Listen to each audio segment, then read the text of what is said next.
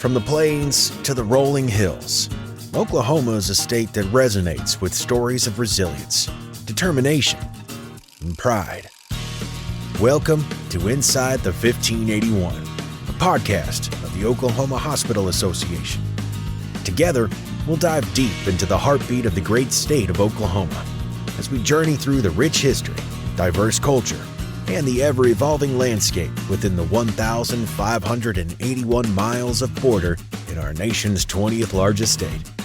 Each episode of Inside the 1581 will feature conversations with the many voices which help shape our state's future and our shared vision of improving health and healthcare in Oklahoma.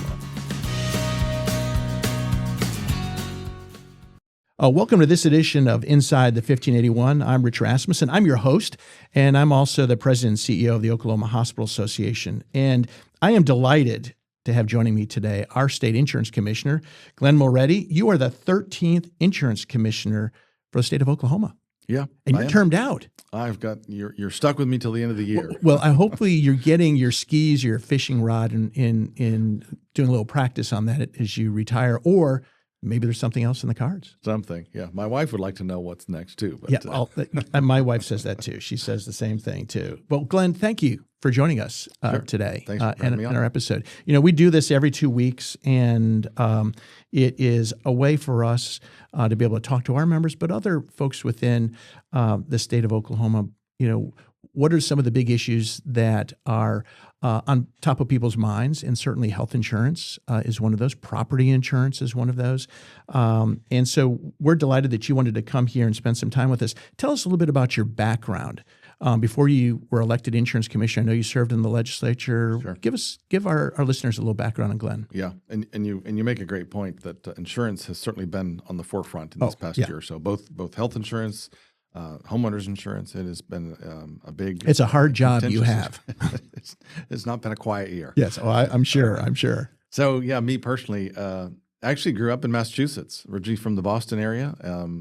And relocated here. My wife is from here, but I spent my first 35 years in Massachusetts. And in the insurance world, literally my whole career has been spent in the insurance space. I was a broker there in Massachusetts, relocated here, oddly enough, due to my father-in-law's health or lack thereof. Okay. Yeah. And he just got bad parts. We always would tease him that if he was a car, we would return him as a lemon. You know. There you go. And but he ended up. So that was what took us out here. He was about to have a second leg amputated, and we came out to help them kind of get through that, and haven't looked back. You know, we've been here. We're coming up on 30 years here in May. It'll be 30 years we've been here. So came here, ended up on the health insurance side of things, working with community care, and then about 6.5 years there, 7 years as vice president of sales and marketing at Blue Cross Blue Shield.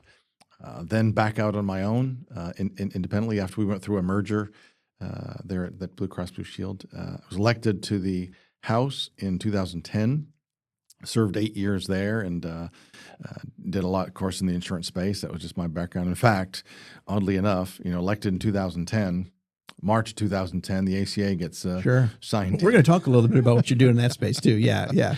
And I found my as a brand new freshman legislator on the tip of the spear of the health insurance conversation there, brand new. So that was interesting. But 8 years there, and then made a decision to run for insurance commissioner in 2018.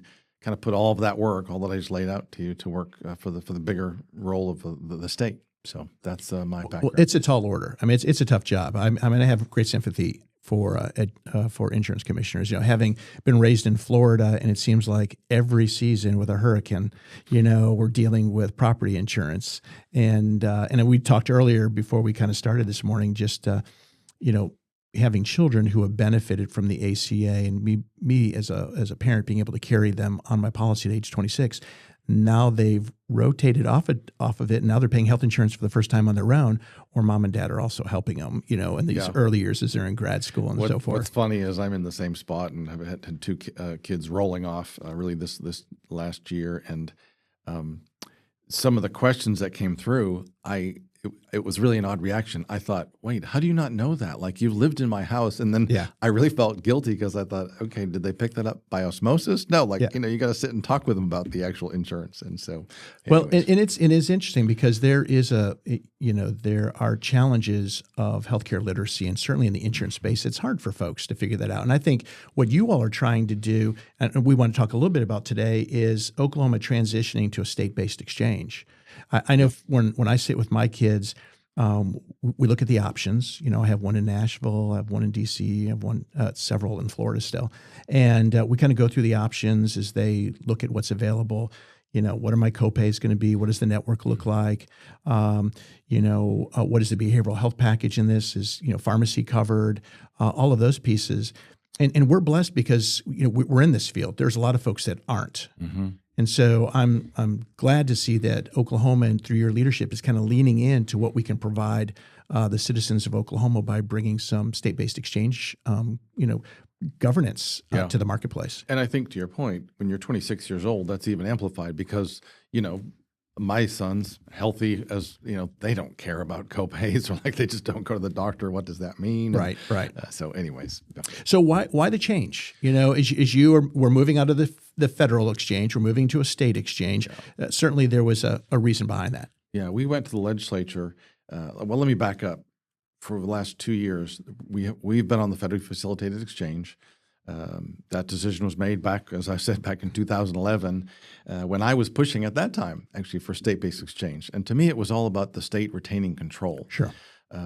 I about got crucified by my Republican Party because I was the one ushering in Obamacare, which that's a whole nother story. But at any rate, we got the legislature to authorize us to do a state-based exchange. We were having a lot of problems with the federally facilitated exchange. What was happening is a couple of examples of those were, because of the enhanced premium tax credits and that type of thing, there were a lot of people that qualified for no premium plans. They didn't have to pay anything. Well, there were bad actors getting a hold of people's information. And you're a consumer advocate now in that role on behalf of and they're enrolling people in a health plan. They don't even know they're being enrolled. And they weren't getting a premium charge on that, so they just did not know. So you had a lot of fraudulent enrollments, and then you had a lot of fraudulent changes where bad actor brokers were able to get in and move Rich from Plan A to Plan B. Rich presents at a hospital, tells him he's with Plan A, and they said, no, system says you're in Plan B. Someone went in and changed their insurance plan to generate an additional commission. Right. And so our frustration was we received thousands of complaints about that. We couldn't do anything. Couldn't do nothing about it. Just like Medicare Advantage, you can't do anything about it. Exactly. So it was sort of kick it to CMS, and it goes into this black hole. So that has been the frustration. And to your point, yes, same with Medicare Advantage. That's a whole nother episode we can talk about. Yeah, that's not your fault. I'd love for you to have control over Medicare Advantage. We are trying. We're working at that. But anyways, so that was the reason for doing that. We keep the dollars here in Oklahoma. When I would go and meet with our federal delegation and talk about what we're trying to do, and when we're talking about Medicare Advantage, is to say, look, we need Oklahomans taking care of Oklahomans. And so that's been the big push. We can retain those dollars. We think we can have excess funds from that we can then use to sort of stabilize rates. We're looking at doing a 1332 waiver program, which is really just an opportunity for states to have some components of the ACA waived. And so we will be looking at doing a reinsurance program that will help stabilize that and hopefully invite more competition to the market. But that's the big picture. We will start taking over some of those duties middle of this year. So, but the full enrollment in the state-based exchange won't happen until 2028. So that was one of my questions. So we're going to start to see this rolling out here this year. We'll start to see changes as we learn more about the state exchange coming online.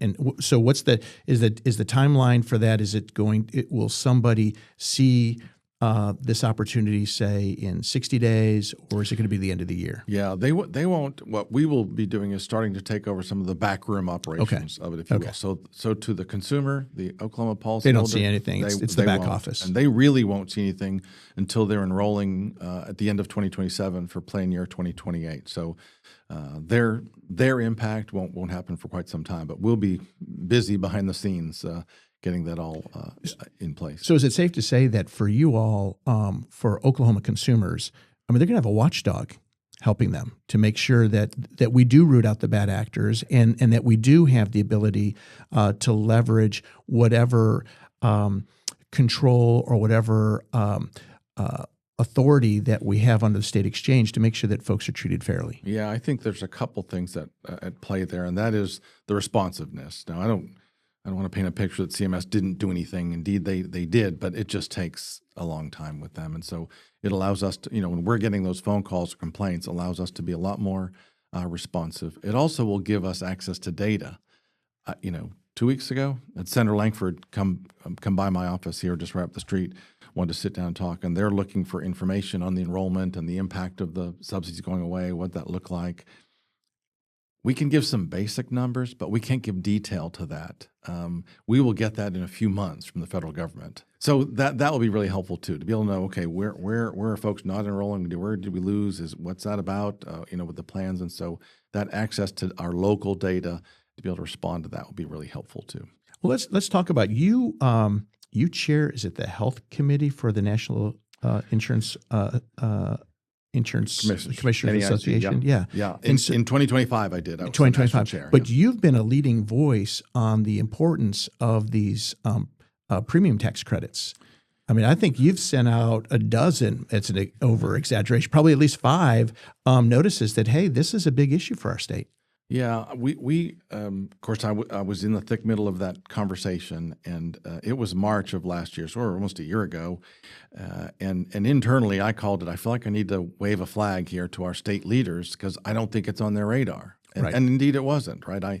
So I sent a letter to the governor and to the speaker and to the pro tem to say, look, it's appearing to me unlikely at this stage that these are going to be renewed, and here's the impact of what that's going to mean to our state. And I talked about the ripple effect. Right. Everyone knows someone's premium is going to go up, okay, because that subsidy goes away. Okay, that's the no-brainer part, but the other part was the ripple effect. And I specifically talked in those conversations about our rural healthcare system and just that point that, I don't know, we got 40 hospitals, you would know. So we have 38 critical access hospitals, but more rural hospitals that meet that definition. Right, and that are walking a fine line. 100%. And the impact on those of both, the Medicaid cuts that are going to happen, but then also with the uninsured. I mean, okay, we were estimating somewhere between 50 and 100,000 people that were going to move from being insured to uninsured.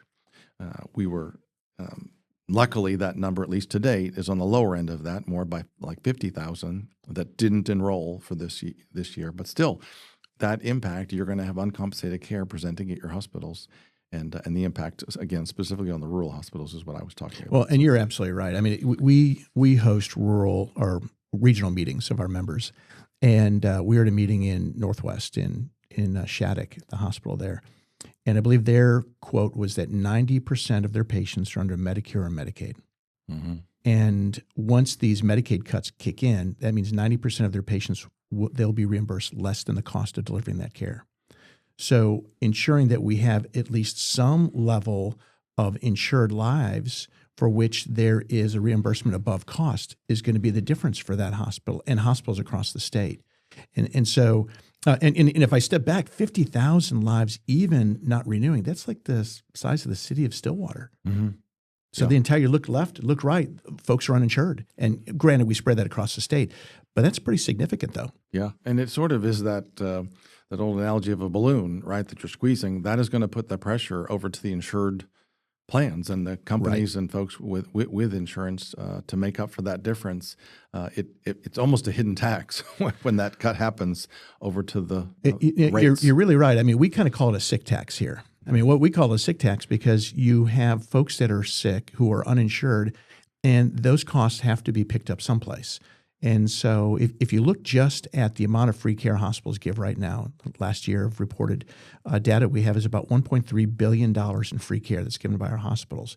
Now, if we take what Congress has just done and those Medicaid cuts that will come in over the course of 10 years, it's another $6.7 billion of unfunded care.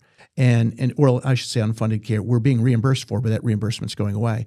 So it does create what I would argue premium pressure, because we can't just cut services, and we can't just eliminate staffing. We can't just cut out all capital improvement. There are going to be pressures to build that into what would be the premiums for those who have health insurance. And we don't want to be in that place. Yeah. And that's a tough place. And you're going to feel that as an insurance commissioner, but you're retiring. So until you do something else, maybe a fishing boat captain. But the next person who comes in is going to have to address this, because the pressure is not going to go away. Yeah. And I just on that issue and the communications that I was putting out and kind of sounding the alarm last year, that March communication, unfortunately, crickets. Well, we pushed it out to all of our members. We let them know. It was part of our advocacy discussions. I mean, from state leadership, on their radar. And then it was in November where I was glad that it was in a USA Today article where they interviewed me, but it shocked me that the Speaker of the House, Mike Johnson, was quoted as saying, we've got 6 weeks till the end of the year. That's an eternity in Congress. And I thought, no, you don't. Like, they're already enrolling as of November 1st. Yeah. And my quote that I was glad they included was that, look, this did not sneak up on us, right? This is something that has been in the works and we've been trying to advocate for. And what I was advocating for, too, to be clear, was those premium tax credits, the enhanced tax credits, were intended to be temporary.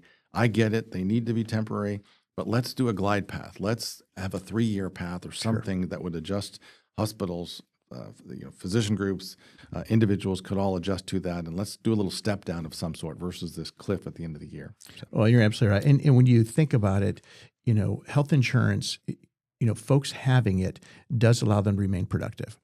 And when we're in an incredibly competitive worldwide marketplace today, and look at our state where we want to be competitive in aerospace, or if it's in energy, or it's healthcare, or it's in life sciences, whatever it happens to be, making sure that our employees are healthy and are able to be at work and be productive. But we also have large employers. We also have a lot of small employers that rely on this, or you have folks that are sole proprietors, or gosh, we love entrepreneurs in this state, right? And so those entrepreneurs, maybe the only way they can get going is with a little bit of help to help them with that health insurance for maybe their first employee that they take on. And so I look at this as seed corn for success. And when we pull the seed corn back, then unfortunately the crop doesn't have an opportunity to be successful, in that. And so I appreciate the work that you guys have been doing on that. Is there anything else that you think consumers would want to know about your move into the state-based exchange? Because I got something else to talk about. Yeah, I don't think so. I think that main point is for us to retain control and retain dollars in our state, that we can help Oklahomans. Again, I think the individuals won't notice a difference until the 2028 enrollment time when that will be a full switch over. We also have the advantage of a couple different states that have gone before us just in the last. So we've got Georgia that moved from a federal to the state 2 years ago. You got Illinois who moved a year ago. So that's super helpful for us to be interacting with those agencies to, sort of learn from their mistakes and not 100%. reinvent the wheel. So. Oh, yeah, I agree. Well, I know you're also working on another interesting project right now. You're working on a provider directory for CMS. Let's tell us a little bit about what that means, and why was Oklahoma selected of 50 states? Yeah. Why were we selected? Maybe it was you didn't want to be selected, but we are, and we have an opportunity really to create something that works again for consumers. Yeah, certainly that's the hope. We were contacted by CMS. That was not something that we initiated.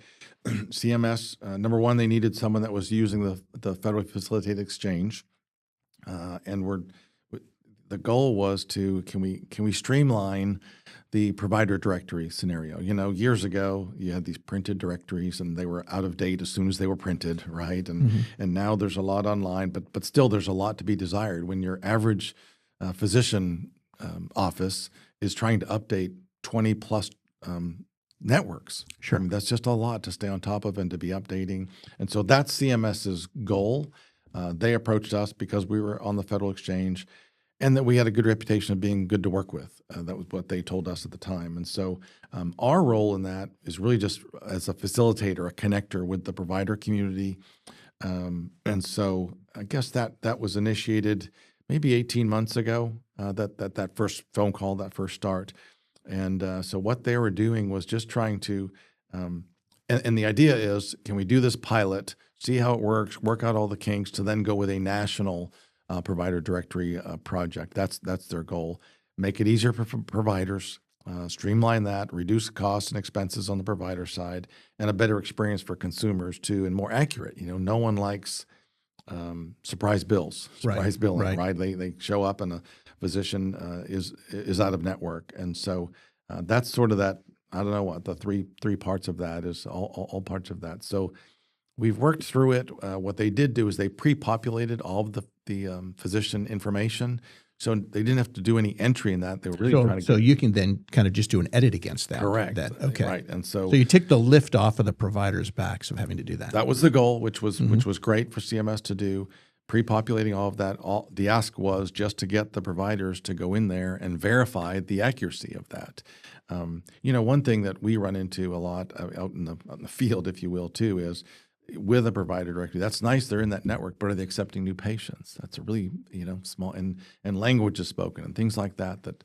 So getting the providers out to verify that data has been a little more difficult than I think we all thought. And so that project will wrap up probably this summer, which will be one full year project. And to date, we've got a little over 20% of the providers that have actually gone in and verified that data. So part of it is our getting the message out and trying to get them to take that action to move forward with this pilot project. So, do you have any idea how the hospitals have done? I do not know. Well, we'll find out. Yeah. We'll find. I know we've been a part of a number of these conversations and have driven the communication out. But to know that only 20% have, I think there's a lot of work for us to do. Yeah. Because I would assume the real goal here is to help consumers. Ideally, yeah, and just having accurate, available information. But I do think too that on that provider side, not to dismiss that, there's the thought is to remove a lot of that burden. Instead of updating 20 directories, they go in one time, and make some sort of update or adjustment on that. And you think with the advent of AI being everywhere today, you think this will get easier as we go along. We would hope. Yeah. Well, this is an important project, I think, for our state, for consumers. Is there any additional takeaways that you would have that you would perhaps want the provider community or the consumer community to know about the directory? Yeah, I don't think so. I think that, again, the participation is key. We've got to get them to see the value in that, and maybe we need to do a little bit better sales job. We are the facilitator, connector, and even the two of our organizations working together to try to promote that out there would be more helpful, get a little bit more participation. So I think the ultimate goal is good. Can we get buy-in and kind of move on to a new a new era of provider directory and having accurate information? That's the goal. So, well, let's shift a little bit to something we talked briefly about. We just touched on in our conversation here today, and that's Medicare Advantage. I know it's a frustration for most insurance commissioners because you don't really have a lot of control over it. But I think there's been discussion at the committee level that you've been involved on and have chaired.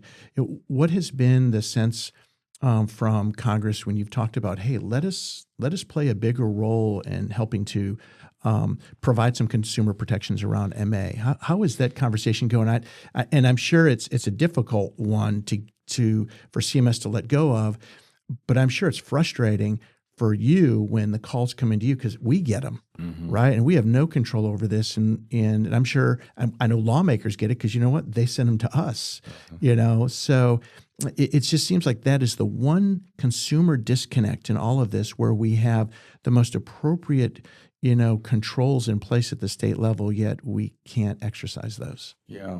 And, Medicare supplements, we regulate those. Yes. So if someone has a problem, they contact us, and we help.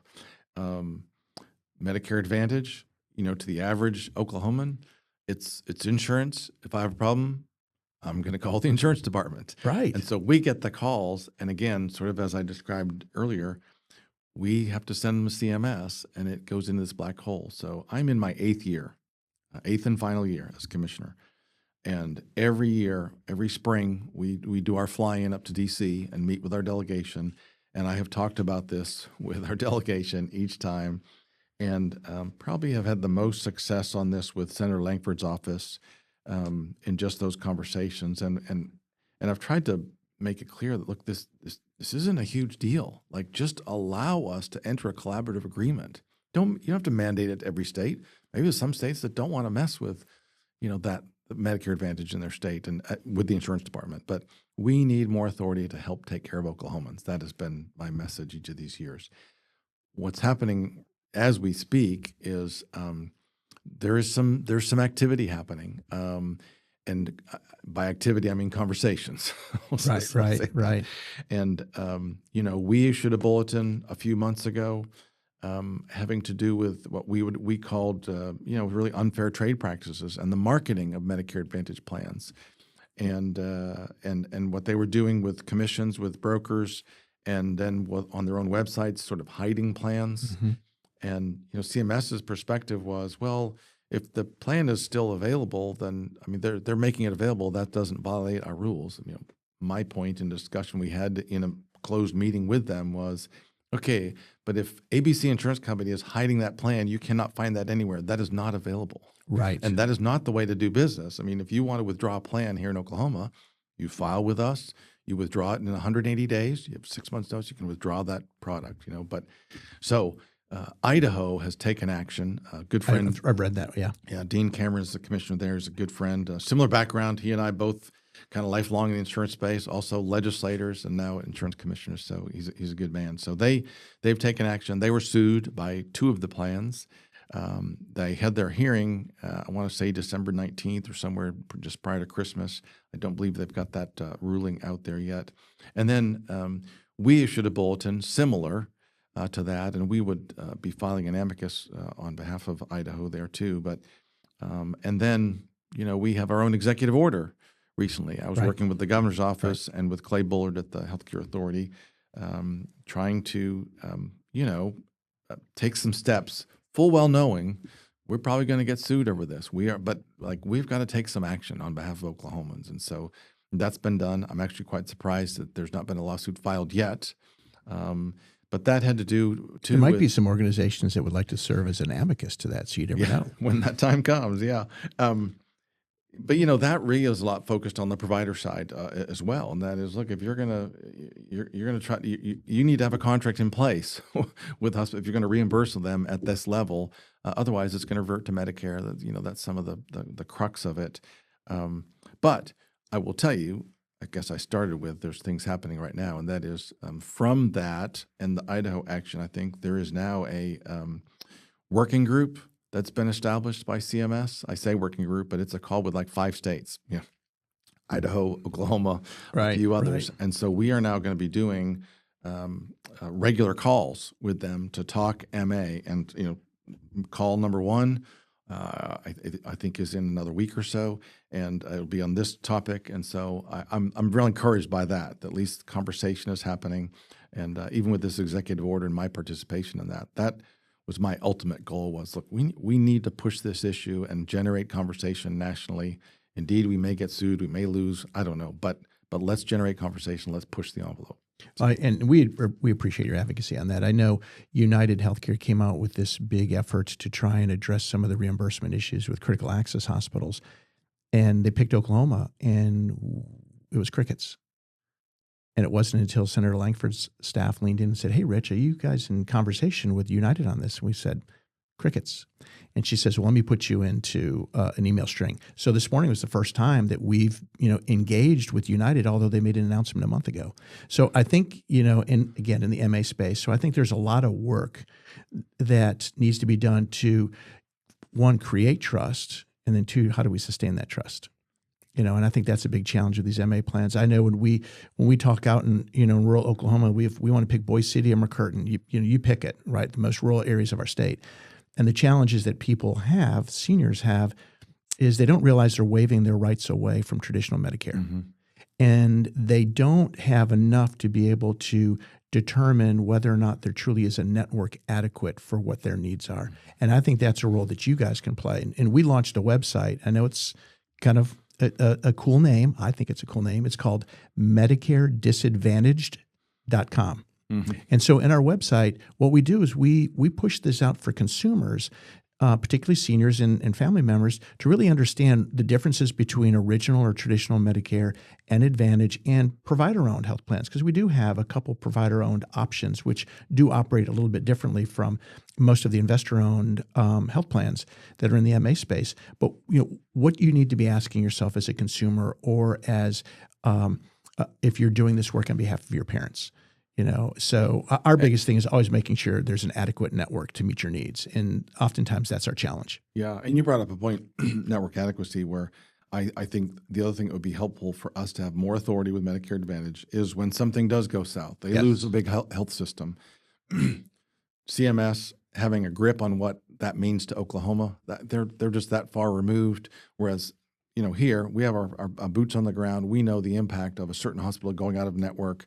And we could make the decision, ideally we can make that decision whether to allow a special enrollment period or not versus CMS making that decision. I see that as a big plus too, if we could have that authority. Yeah, and it's, I think there's still more to be played out here, certainly in the Trump administration where there's been more scrutiny on big insurance. And so, the PBM ownership, health plan ownership, all of that, I think we're just at the beginning. And I think you all, and your colleagues kind of leaning in on this issue of, ensuring more oversight at the state level, I think is going to be important, because I think consumers are expecting that. And so on behalf of our field, we appreciate the work that you've been doing to try and bring, light to that and making sure that consumers and providers, are appropriately, at the table through you, so that we have the best service that we can deliver to our seniors. Yeah, in that space. Well, and we want to be careful in that it's a fine line we have to walk on that oversight and accountability, but also welcoming participation and more choices for Oklahomans.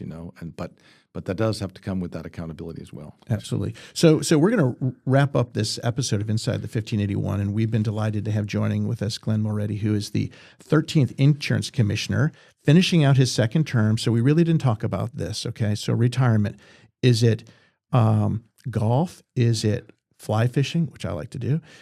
Is it bass fishing? Is it playing with grandkids? Or is it sitting home and catching up on all of the Netflix that you've missed for the last 8 years? My wife is a very successful realtor in Tulsa. Okay. And I tease her that I'm going to go to work with her. And she loves throwing that back at me, that she needs a driver. No way I could do her world, that the first moment someone complained about a hot water heater, I'd blow up at them, and I couldn't do that business. But we'll see, to be determined. But before we close out, I got to ask, 1581. I've tried to make sense of Alex, there we go, man. It was, can you believe that? He just took that line and we reeled him in with that name. So Glenn, this is what we did. We you look at our little studio here, we have these little sound, wall pieces that we put up to stop the reflection of the sound. But before that, there was full of spitballs. So we were trying to spitball, what would we call this show? And we go on and on and on. And so, I don't know. I just said, how big is the state of Oklahoma? We're the 5th largest state. I said, well, how many miles of border do we have? 1,581 inside the 1581. So that's how we came up with our podcast, Inside the 1581. It's a reflection of the border of our state. And it's the perimeter or the perimeter. Okay. The border, the perimeter of the state, 1,581 miles. And so that's how we came up with the name. So you have been on our show along with Help Me Alex. We had conversations about what brought the end of the NBA season with COVID. So we had the team physician from the Thunder participating here. We've had conversations on human trafficking. We've had conversations on food insecurity, insurance, Medicare Advantage, AI. So we really haven't. It's not really about the Oklahoma Hospital Association. Yeah. It's about just trying to spend 30 minutes of seating our listeners with something they should be thinking about. Yeah, broad conversations on the 1581. Inside the 1581. And now you know. Now you know. Yeah, now you know. Well, again, so it has just been a delight to have Glen Mulready with us, the Insurance Commissioner of the state of Oklahoma. Today we were talking about the work that they're doing on creating the state-based exchange and the master provider directory with an agreement and arrangement they have with the Centers for Medicaid and Medicaid Services. And again, Glenn, thanks for being here. I hope you enjoyed this episode. Before we go, I want to give a shout out to our sponsors at Forefront Healthcare, who help underwrite the cost of this episode of Inside the 1581. We also have Alex Taylor, who is making sure that we sound good, Thanks, Alex, for doing that. He's our producer of Inside the 1581, and our Vice President of Strategic Communications, Susie Wallace, who puts all of this together and keeps us on task.